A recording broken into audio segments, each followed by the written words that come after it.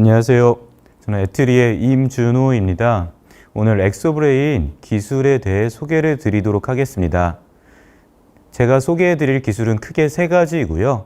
첫 번째는 한국어 언어 분석 기술, 두 번째는 한국어 언어 모델 및 딥러닝 응용 기술, 마지막 세 번째는 한국어 단락 독해 기반 심층 질의응답 기술에 대해 소개를 드리도록 하겠습니다. 우선 첫 번째로 한국어 언어 분석 기술에 대해 말씀드리겠습니다. 한국어 언어 분석 기술은 사람이 언어를 이해하는 방식을 모사해서 텍스트에 기술된 언어의 뜻과 의미를 분석하는 기술입니다. 저희는 이 기술을 위해 기술의 축을 크게 두 가지로 구분을 하였습니다. 첫 번째는 그래뉴얼리티라고 해서 어휘 레벨의 이해인지, 아니면 문장 레벨의 이해인지, 아니면 문장과 문장 사이의 관계에 대한 이해인지 하는 축이 하나가 있고요. 두 번째는 이해하는 깊이입니다. 심벌 프로세싱 레벨인지, 신택틱 레벨인지, 혹은 세만틱 레벨인지 하는 두 가지 축을 기준으로 해서 어휘에 대한 문법 이해는 형태소 분석, 어휘에 대한 의미 분석은 개체명 인식과 어휘 의미 분석이 있고요. 문장에 대한 문법은 의종 구문 분석, 문장에 대한 의미는 의미역 인식, 그리고 문장과 문장 사이의 관계는 상호 참조의 결과 생략어 복원이라는 기술로 세부 기술을 구성을 하였습니다. 다음으로 각 기술의 관련성에 대해 말씀을 드리겠습니다. 우선 입력 문서가 있으면 이 문서에 대해서 문장 분리를 수행을 하게 됩니다. 그리고 각 문장에 대해서 기본적으로 형태소 분석이라고 하는 걸 거치게 되고요. 다음으로 형태소 분석된 결과를 기반으로 동음이어 분석 및 다이어 분석을 수행을 하게 되고, 그리고 이제 새로 나온 개체들을 인식하는 개체명 인식, 그리고 엔터티 정규화 단계를 거치게 됩니다. 이 결과들을 기반으로 해서 의종 구문 분석을 수행을 하게 되고요. 앞에서 나온 모든 인식 결과를 기반으로 마지막에 있는 의미역 인식 기술을 수행을 하게 됩니다. 이 각 세부 기술에 대한 실제 구성도, 흐름 예제를 보여드리도록 하겠습니다.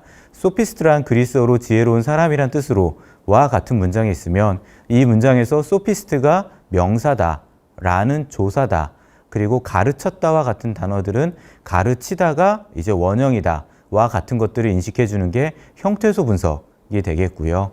다음으로 개체명 인식은 소피스트는 어떤 직업을 나타낸다, 와 같은 고유 명사들에 대해서 혹은 새로 나오는 영화명과 도서명들이 어떠한 의미인지 하는 것들을 인식하는 게 개체명 인식이 되겠습니다.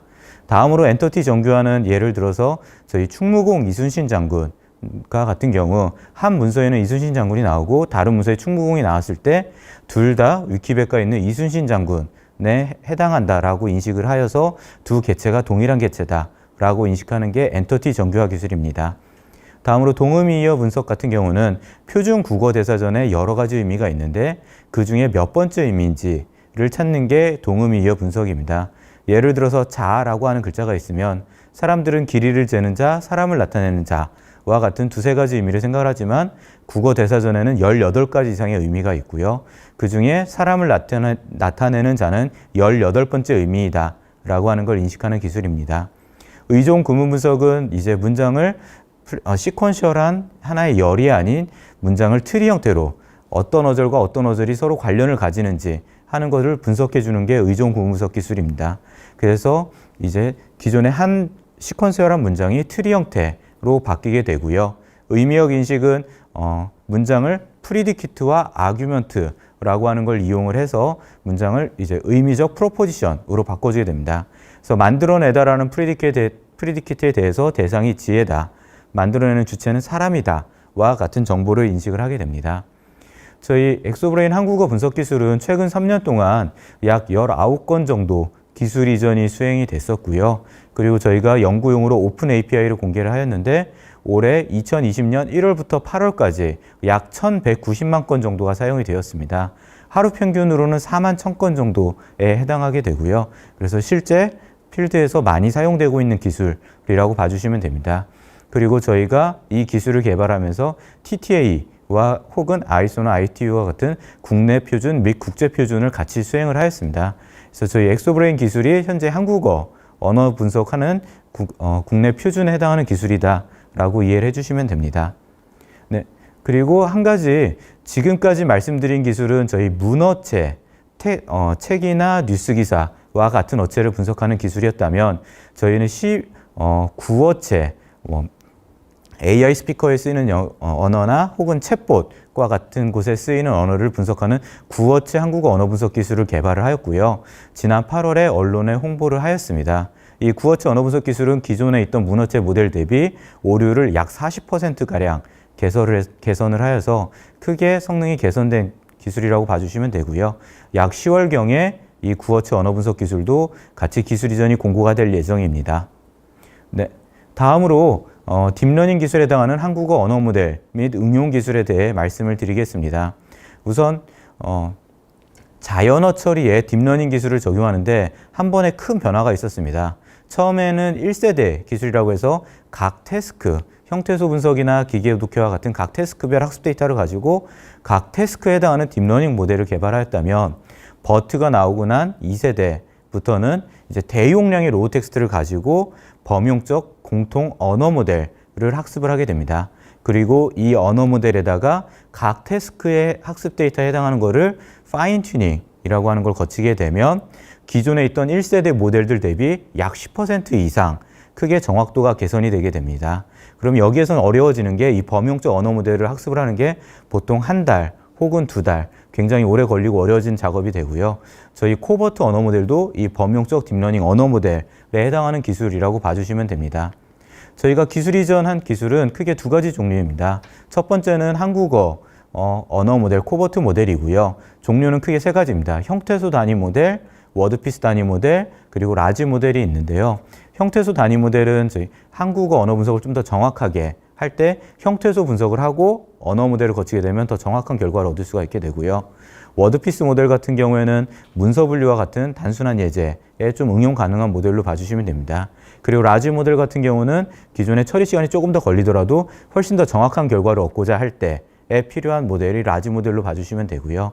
이 언어 모델을 이용하는 응용 기술로는 기계 독해 기술, 그리고 문장 간 유사도 분석 기술, 그리고 텍스트 분류 기술이 있습니다. 그리고 마지막 한 가지로 형태소 단위 언어 모델을 사용하기 위한 선행 기술로 앞에서 말씀드렸던 형태소 분석 기술도 같이 세부 기술로 포함이 되어 있습니다. 우선 저희 한국어 언어 모델 같은 경우에는 대용량의 약 23.5기가 뉴스를 약 15년 분량에 해당하는 데이터를 모아서 47억 개 형태소를 가지고 언어 모델을 학습을 하였고요. 지금 언어 분석, 기계 독해, 문서 분류 등 다양한 태스크에 범용적으로 적용 가능한 딥러닝 기술이 되겠습니다. 다음으로 기계 독해 같은 경우에는 질문과 단락이 주어졌을 때 정답을 찾는 기술이 되겠고요. 이 기술 같은 경우에는 학습 데이터와 유사한 평가 데이터에서는 성능이 잘 나오지만 학습 데이터와 좀 상이한 도메인의 평가 데이터에 가면 성능이 떨어진다라는 일반화 문제가 있습니다. 저희는 이 일반화를 개선하기 위해서 많은 노력을 하였고요. 그래서 단답형뿐만 아니라 서술형 답변에 대해서도 어느 정도 정확한 성능을 내는 기계 독해 모델을 개발하기 위해 약 22만 개의 질문, 단락, 정답, 학습 데이터를 가지고 학습한 기계 독해 모델을 개발을 하였습니다. 그리고 이 모델 같은 경우는 형태소 분석을 수행을 하여서 동작을 하기 때문에 앞에서 말씀드린 형태소 분석 기술이 선행 필수 기술로 필요하게 됩니다. 다음으로 한국어 문장, 의미, 유사도 분석 기술에 대해 말씀을 드리겠습니다.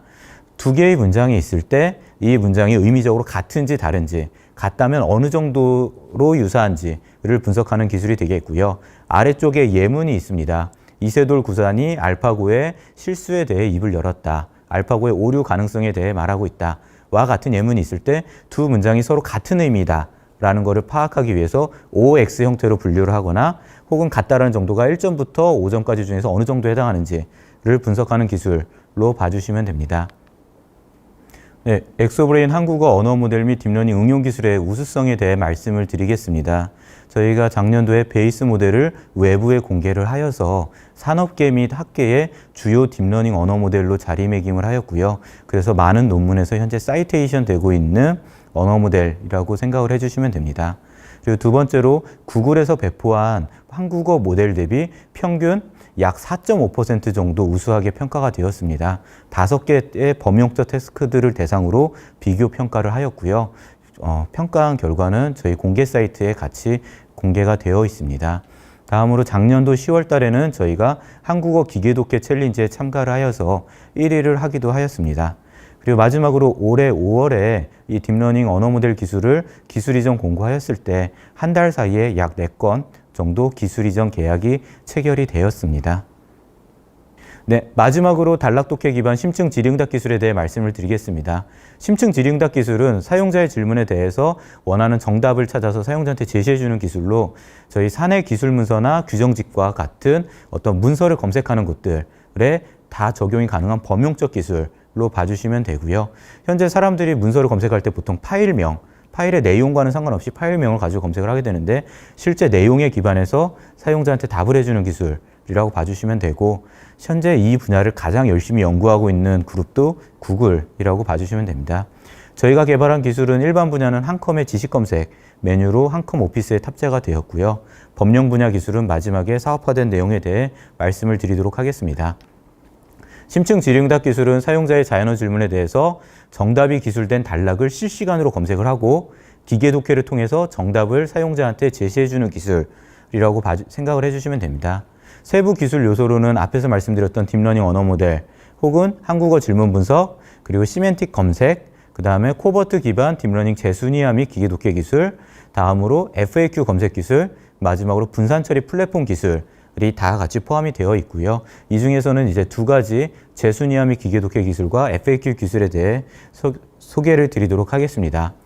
지금 재순위화 기술은 검색된 다수의 단락으로부터 상용화 가능한 수준의 속도와 성능을 만족하면서 정답을 제시해주는 기술이라고 봐주시면 되고요. 검색된 단락이 여러 가지가 있을 때 그 중에 정답을 포함하고 있을 가능성이 높은 단락을 검색을 해주는 게 이제 재순위화 쪽입니다. 그래서 답이 포함되어 있을 가능성이 없을 단락은 필터링을 하게 되고요. 답이 포함되어 있을 가능성이 높은 단락을 상위로 올려주게 됩니다.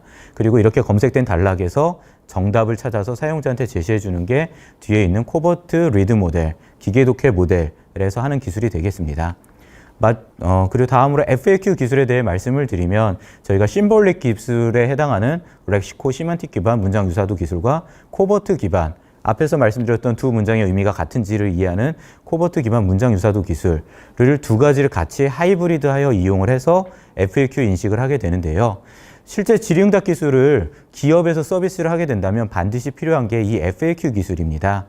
예를 들어서 저희가 기존에 사업화를 했던 경험 중에 사용자의 질문으로 독도는 어느 나라 땅이야? 라는 질문이 왔는데 한국어 문서에는 독도가 우리나라 땅이다라는 내용이 없고 일본이 독도를 일본 땅이라고 주장한다 라는 내용만 포함되어 있습니다. 그래서 기계 독해나 질의응답 기술을 이용하게 되면 일본 땅이다 라는 오답이 나가게 되는데 이와 같은 경우는 굉장히 크리티컬한 오답이 됩니다. 이와 같은 오답들을 제거를 하기 위해서 지금 FAQ 기반, 사용자가 자신이 내주는 정답에 대해서 매니징을 할 수 있게 하기 위해서 이 FAQ 기술이 필요하다라고 이해를 해주시면 됩니다. 예, 저희 단락독해 기반 심층 질의응답 기술은 올해 국회 도서관과 국가과학기술연구회의 법무자문 서비스로 기술 도입이 진행 중입니다.